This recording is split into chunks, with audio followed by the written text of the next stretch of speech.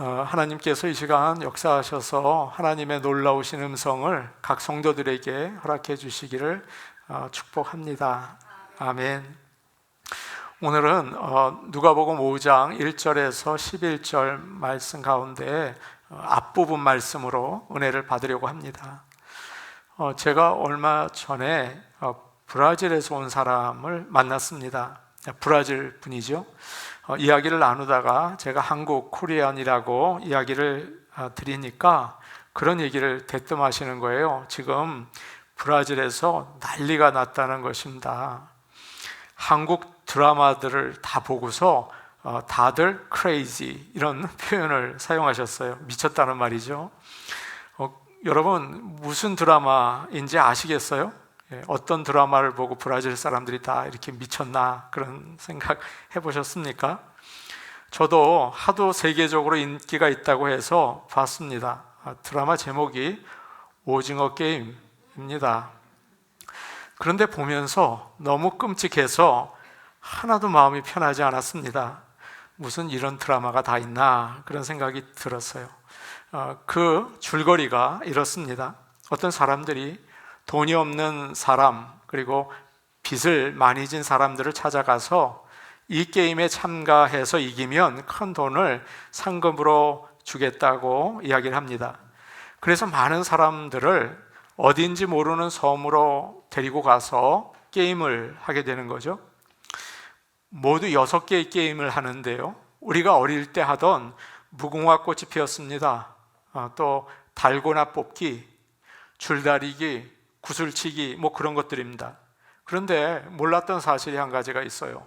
그 게임에서 지면 무자비하게 죽입니다. 아주 끔찍한 모습이에요.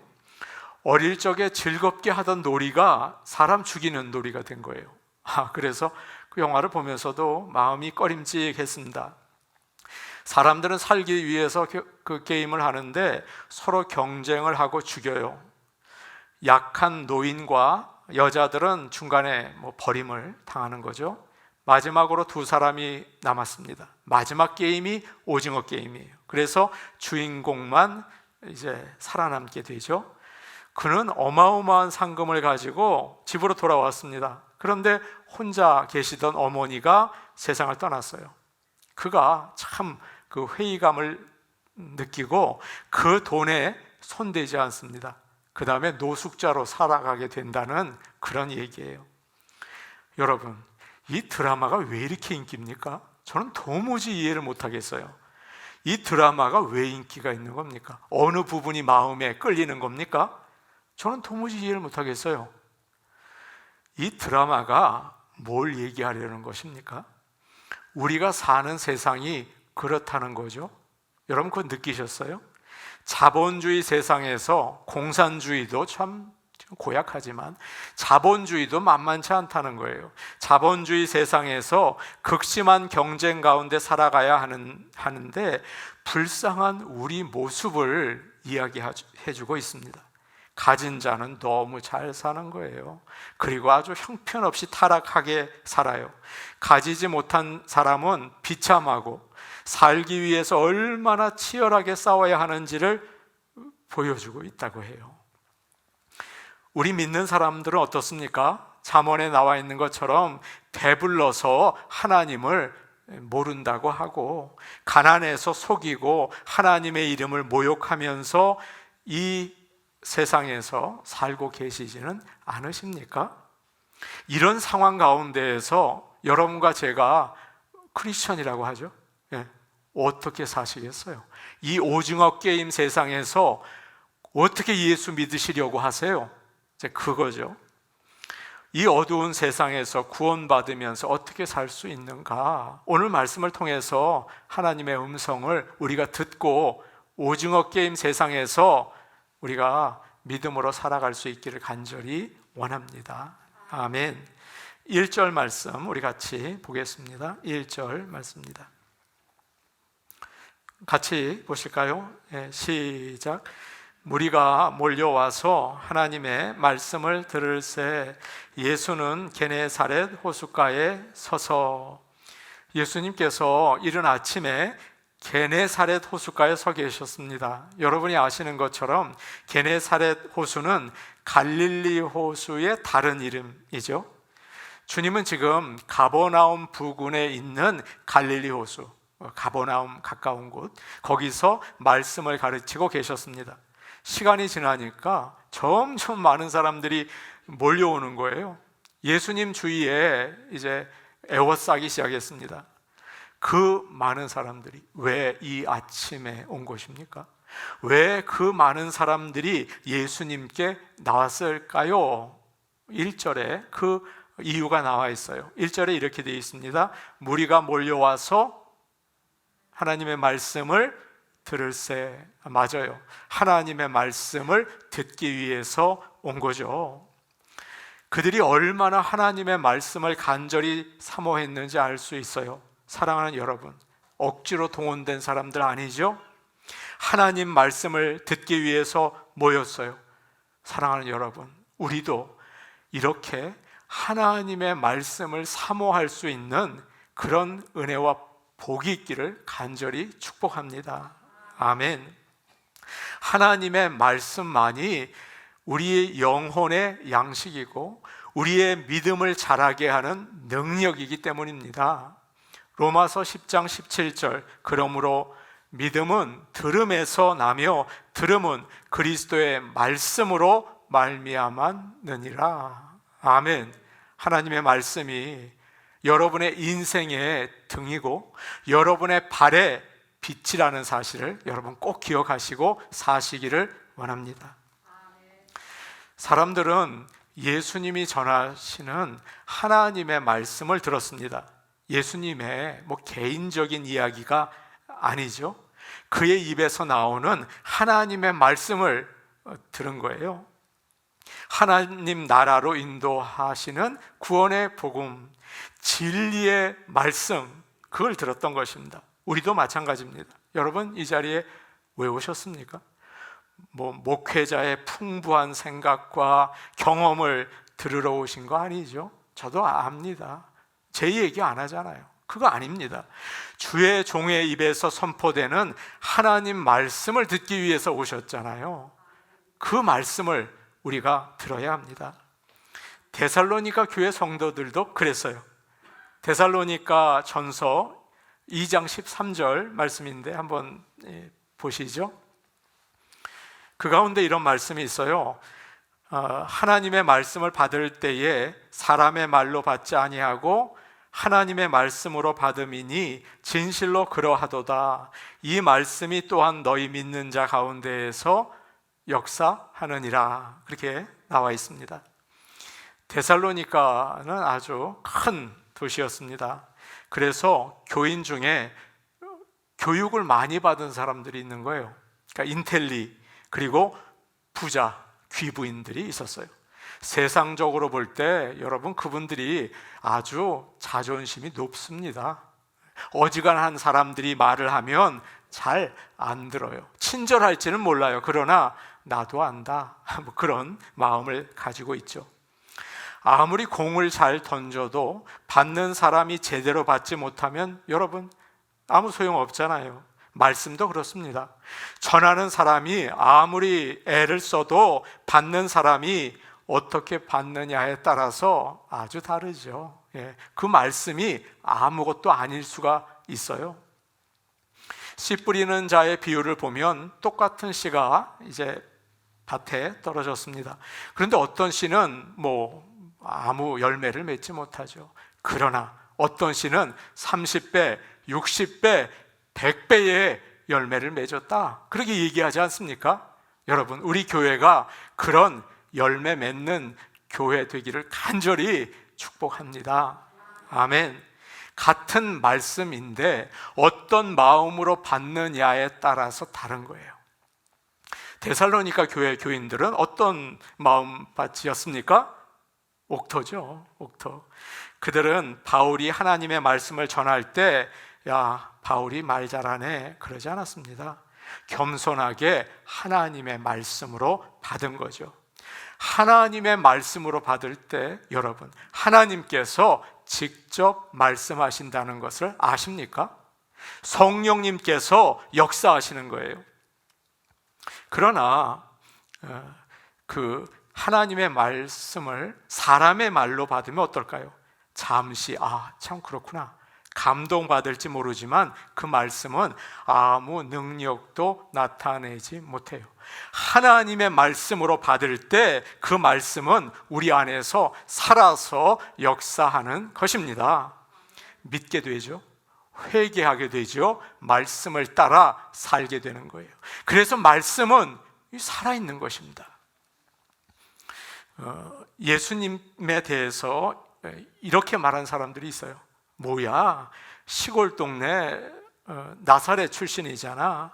나사렛에서 뭐 선한 게 나오겠어. 신학교를 나온 랍비도 아니고 목수라며 나는 안 들어 라고 한 거죠.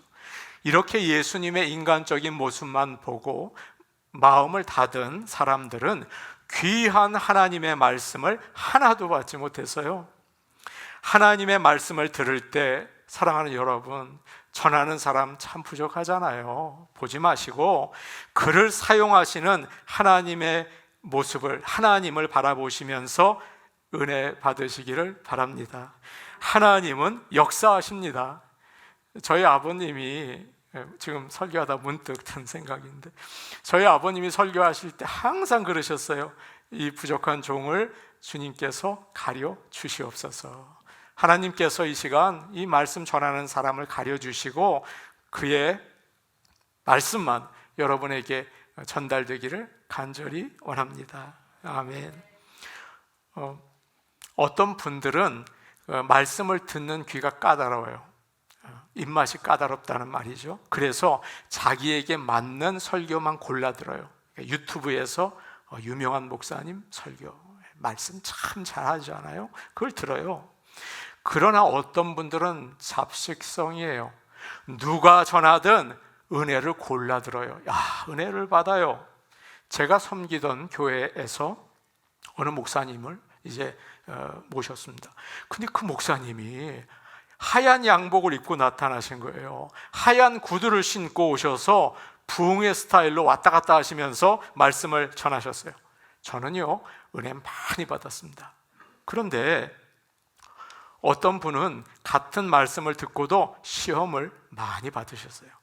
그래서 저에게 어떻게 우리 교회에서 저런 스타일 목사님 모셨냐고 컴플레인을 하시는 거예요. 하나도 은혜를 받지 못하셨대요. 여러분, 어떻게 하면 좋습니까? 여러분, 하나님께서는 이 시대에 다양한 종들을 사용하셔서 하나님의 말씀을 전하시죠. 선입견을 내려놓고 나의 좋고 나쁜 것도 내려놓고 사람의 말이 아니라 하나님의 말씀으로 받으셔서 골고루 은혜 받으시기를 축복합니다. 아멘. 아셨죠? 골고루 받으셔야 합니다. 3절 말씀 우리 같이 볼까요? 3절 말씀입니다. 같이 보십니다. 시작.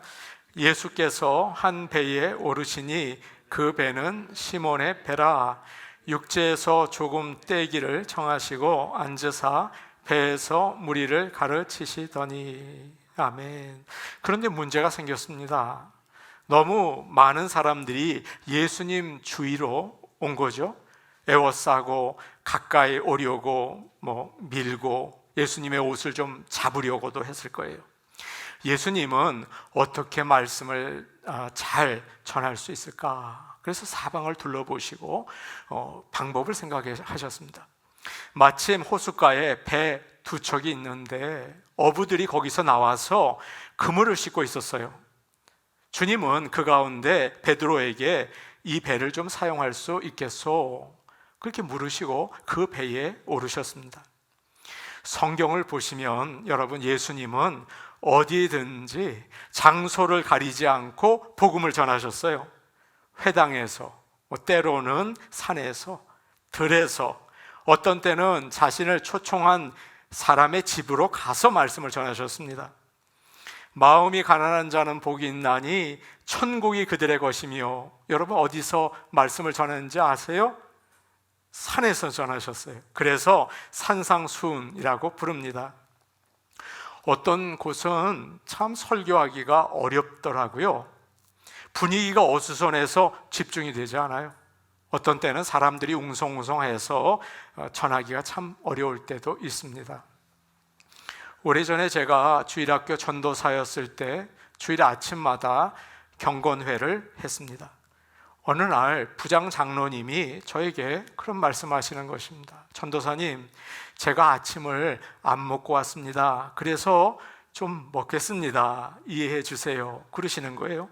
그리고 제가 말씀을 전하시는데 제가 아주 기억이 선명해요. 큰 그릇에 밥을 집어넣고 김치 넣고 참기름 붓고 비벼서 드시는 거예요. 그러니까 교사들에게 말씀을 전하는데 하나도 전달이 잘 안 되는 것 같더라고요. 너무도 힘들었습니다. 지금 상황을 보셔도 여러분 마찬가지예요. 예수님께서 말씀을 전하시기가 쉽지 않습니다. 여긴 바뀌고 강대성도 없다. 호수에 바람이 불어서 이게 정신이 없다. 사람들이 나를 밀고 시끄러워서 이거 어떻게 말씀을 전할 수 있겠나, 이렇게 생각하실 수 있으시겠죠. 그러나 예수님께서는 어떻게 하셨어요? 좋지 않은 상황이셨는데 최선의 여건을 만들어서 말씀을 전하고 계세요. 시몬에게 배를 육지에서 좀 떼어달라 그렇게 부탁하시고 그 배에 앉으셔서 호숫가에 앉아있는 사람들에게 말씀을 전하셨습니다. 그것은 사람들에게 방해를 받지 않고 오직 하나님의 말씀을 전하는 일에 집중하시기 위해서였죠. 그때 베드로의 배는 강대상이 되었고 갈릴리 호수는 음향 시스템이 되었어요. 사람들은 예수님을 더 잘 볼 수 있었습니다. 주님의 목소리는 호수에서 불어오는 바람을 타고 사람들의 귀에 잘 들렸던 것이죠. 오늘 말씀에서 예수님이 갈릴리 호수에서 말씀을 전하시는 모습을 보면 얼마나 말씀을 가르치시는 것을 중요하게 생각하시나, 그리고 그 일에 얼마나 열심을 내셨는지 여러분 아시겠죠? 어떤 환경에 있다고 해도 어떻게 하면 하나님의 말씀을 효과적으로 전할 수 있을까 생각하셨어요. 오늘 저희는 이 예배를 통해서 하나님의 말씀을 듣고 있습니다. 이 시간 모든 우리의 마음을 다해서 하나님의 말씀을 전하고 듣는 일이 주님의 마음처럼 이루어지기를 간절히 원합니다. 아멘. 주님은 장소와 방법에 얽매이지 않고 말씀을 전하셨어요. 왜냐? 하나님 말씀을 전하는 것이 가장 중요하기 때문입니다. 미국에서 젊은 사람들에게 설문조사를 했습니다. 당신을 행복하게 만드는 게 무엇입니까? 라고 물어봤어요. 그러자 이 젊은 사람 응답자 중에 70%가 돈이 아니라 가족이라고 대답했다는 거예요. 여러분 참 잘 대답을 했죠? 그런데 안타까운 사실이 있어요. 하나님 때문에 행복하다는 사람은 모두 2%에 불과했답니다. 하나님을 믿지 않는 거죠. 그러나 그들에게 모르는 게 한 가지 있어요. 여러분도 기억하십시오.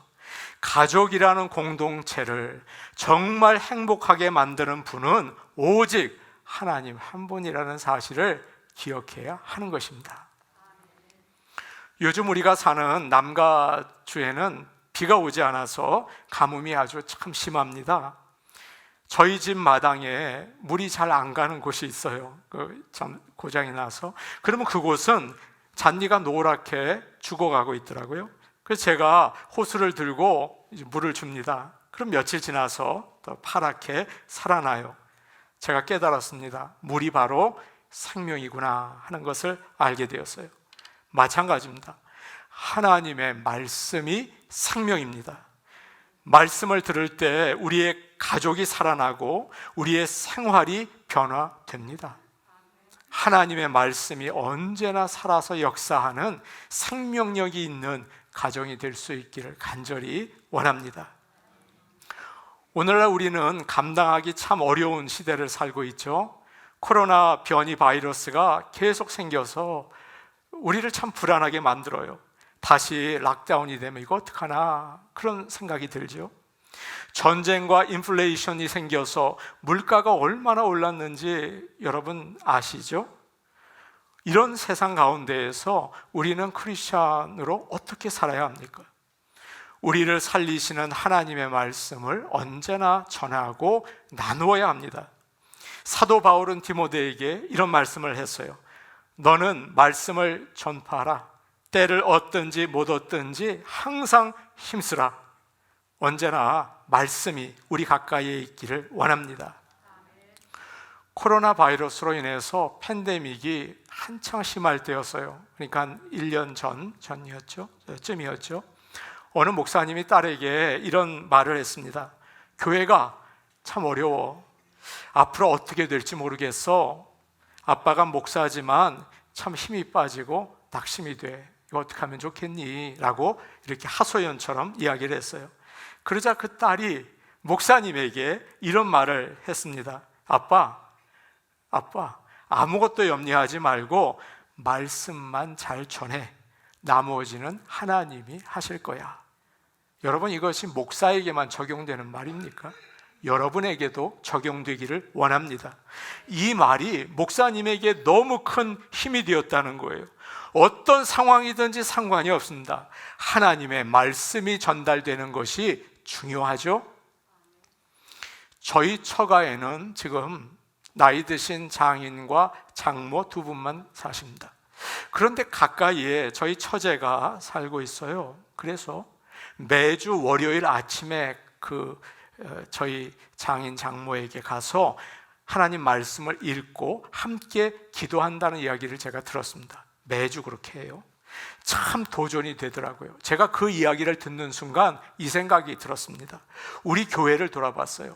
혼자 계시는 분들이 참 많아요.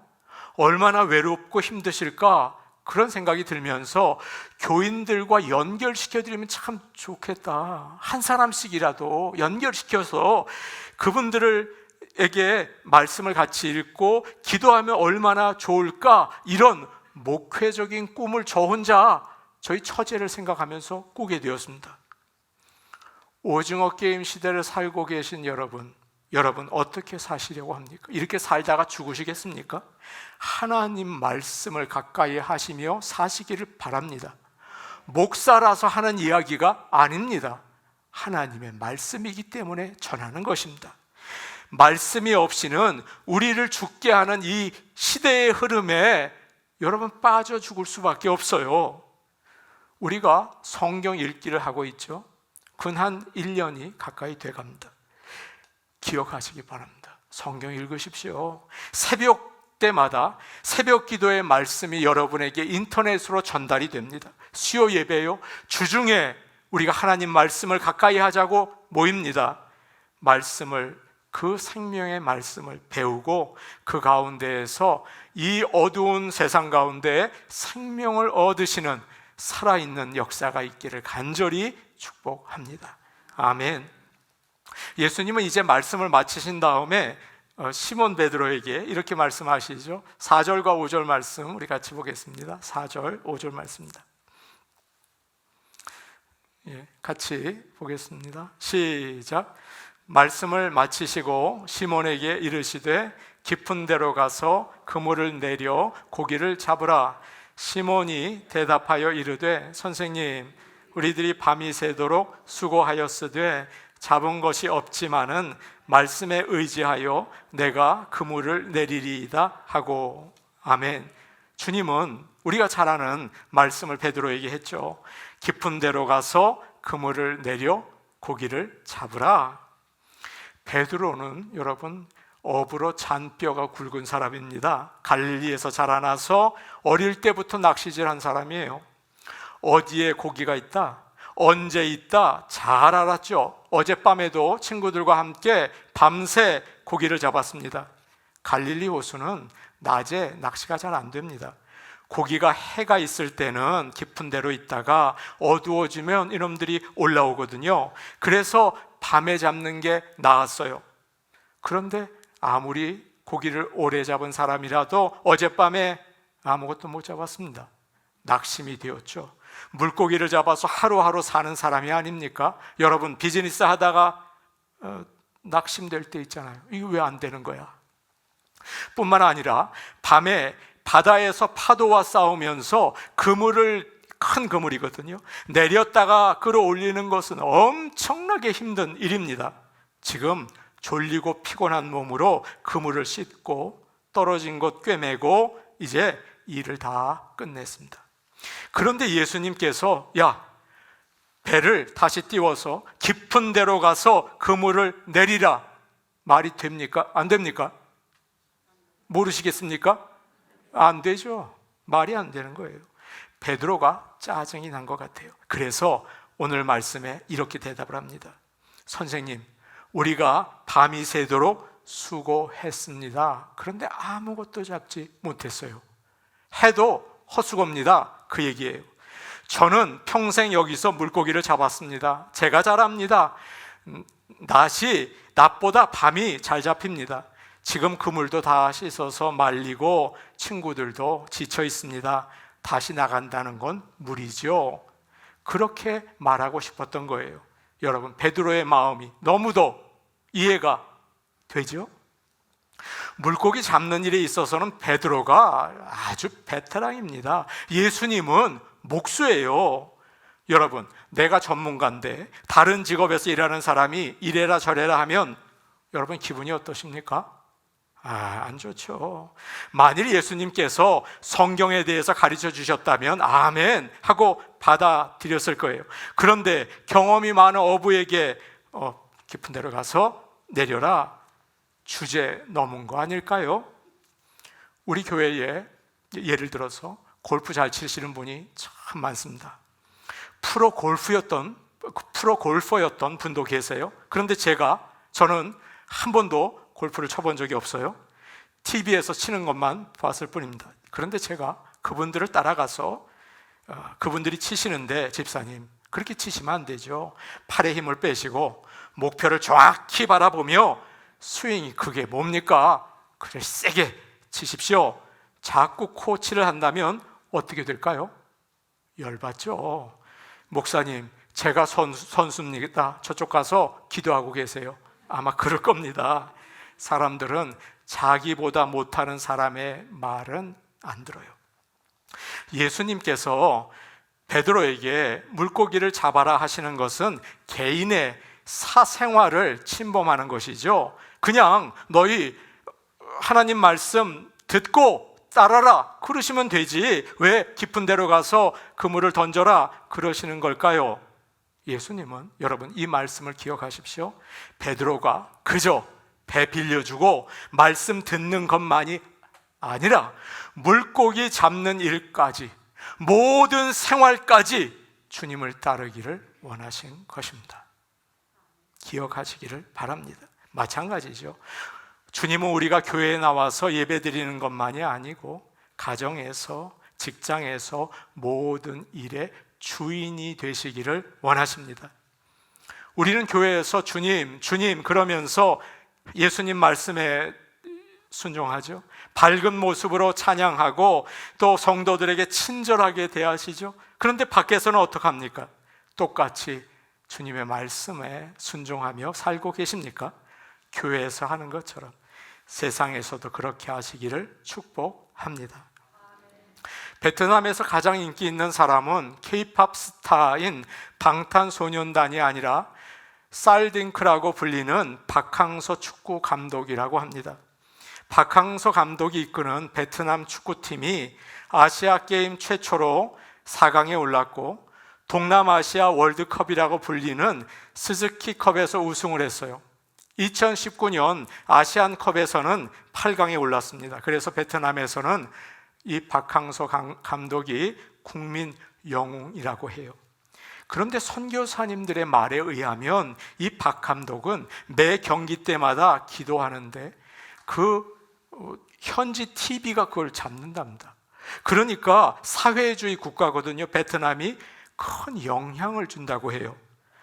선교를 제안하는 베트남에서도 주일 꼭 교회를 찾아서 예배를 드리는데 모든 사람이 그를 주목한다고 해요. 이게 선교라는 거죠.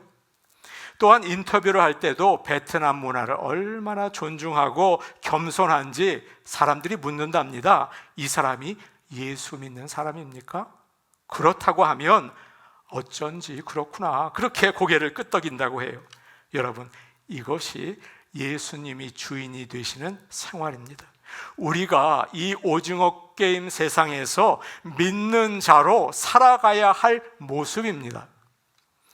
지금 베드로는 예수님이 좀 간섭이 심하다, 그런 생각이 들었을 거예요. 그리고 내가 안다, 예수님 말씀대로 하면 고기 안 잡힌다, 고생만 한다, 그 생각했겠죠. 그렇지만 여러분, 자기의 모든 것을 내려놓고 이렇게 대답하지 않습니까? 말씀에 의지하여 그물을 내리겠습니다. 여러분, 우리 6절 말씀 우리 같이 한번 볼까요? 6절 말씀 5절 말씀 우리 같이 보시겠습니다. 5절 말씀 우리 같이 보겠습니다. 같이 보시죠. 시작. 시몬이 대답하여 이르되 선생님, 우리들이 밤이 새도록 수고하였으되 잡은 것이 없지만은 말씀에 의지하여 내가 그물을 내리리이다 하고. 아멘. 여러분, 이렇게 베드로는 의심하고 주저했지만 순종합니다. 이것이 중요합니다. 우리의 삶 가운데 의심과 주저가 있을 줄로 압니다. 그러나 하나님 말씀에 내가 그물을 내리리이다, 순종할 수 있는 믿음의 사람으로 결심하는 오늘 주일 예배가 되기를 축복합니다. 오늘날 많은 사람들은 성경 말씀대로 살면 성공하지 못한다고 생각을 합니다. 왜 그럴까요? 이유가 있습니다. 성공의 기준이 돈이거든요, 권력이거든요, 즐거움이거든요. 그러니까 의심하고 주저하며 하나님 믿는 거죠. 이거 안 될 텐데 그렇게 나가는 거예요. 그러나 아무리 어려운 세상을 산다고 하더라도 오징어 게임처럼 그걸 따라가면 여러분의 영혼은 죽습니다. 여러분의 영혼은 망합니다. 추하고 허무한 결과예요. 나이가 들었지만 추해요. 그저 계속 돈이거든요. 말씀에 순종할 때, 모든 것을 내려놓고 순종할 때 하나님은 여러분이 다 아시는 것처럼 그물이 찢어질 정도의 고기를 잡게 하셨어요. 믿는 자는 적어도 나의 생각과 경험을 내려놓을 수 있어야 합니다. 믿는 자예요. 주님의 말씀을 의지하며 살 수 있어야 합니다. 그런 저와 여러분 되기를 원합니다. 그럴 때 주님은 더 좋은 것 주십니다. 가장 좋은 것 주십니다. 확실합니다. 하나님의 자녀인 우리는 하나님 말씀을 붙잡고 믿음으로 순종해야 합니다. 생활이라고 하잖아요. 뭡니까? 하나님 말씀에 나를 맡기는 거예요. 전능하신 하나님은 능치 못하실 일이 없습니다. 신실하신 하나님은 나의 삶을 지키십니다. 그 하나님에게 의지하시고 맡기시는 저와 여러분 되기를 간절히 축복합니다. 아멘. 우리 같이 기도하시겠습니다. 사랑과 은혜가 많으신 하나님 아버지, 오징어 게임, 돈과 또 즐거움을 따라가는 그런 세상 가운데 살고 있습니다. 하나님 아버지, 우리는 어떻게 하면 좋습니까? 크리스찬으로 예수 그리스도를 나의 구주로 고백했는데 우리도 똑같이 가야 합니까? 하나님, 오늘 베드로처럼 내가 알고 있는 것, 나의 커리어, 모든 것을 내려놓고 주님 말씀에 의지하여 내가 그물을 내리겠습니다. 그런 결심을 할 수 있는 믿는 자가 되게 하여 주시옵소서.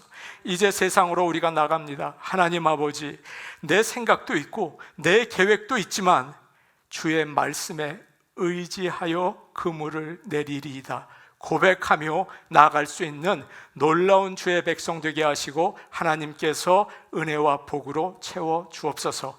예수님의 이름으로 기도하옵나이다. 아멘.